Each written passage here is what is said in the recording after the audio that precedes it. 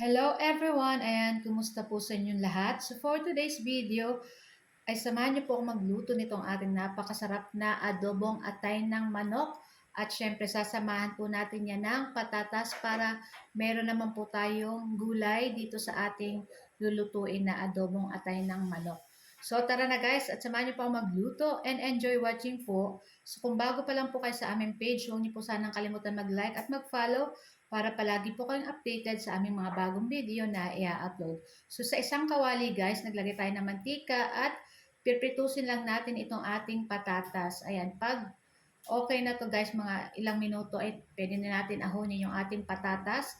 At sa same na kawali, hindi na natin uhugasan, magi-start na po tayo magisa nitong ating mga bawang at ng ating sibuyas. Ayan, halu-haluin lang po natin iyan hanggang lumabas yung aroma nitong ating bawang at itong ating sibuyas. At pagkatapos, ilagay na po natin dyan yung itong ating atay ng manok.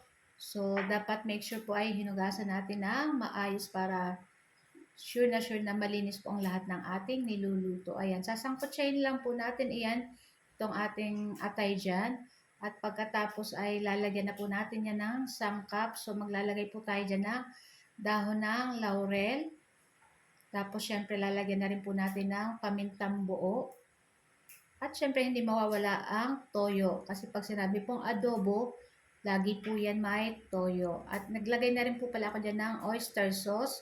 So, hindi po tayo maglalagay dyan ng tubig kasi yung ating lulutuin ay medyo patuyo or nagmamantika na adobo ng atay.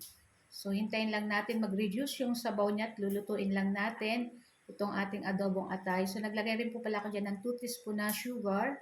Optional lang naman. Kung ayaw nyo, pwede naman pong hindi lagyan. So, nasa inyo po kung ano po ang gusto nyo sa panlasa. So, ayan na nga. At luto na rin itong ating atay ng manok kasi madali lang naman po yan maluto. So, pwede na natin ilagay dyan yung ating piniritong patatas. So, much better po na pinipritos natin yung patatas para hindi po siya na-overcook. Ayan.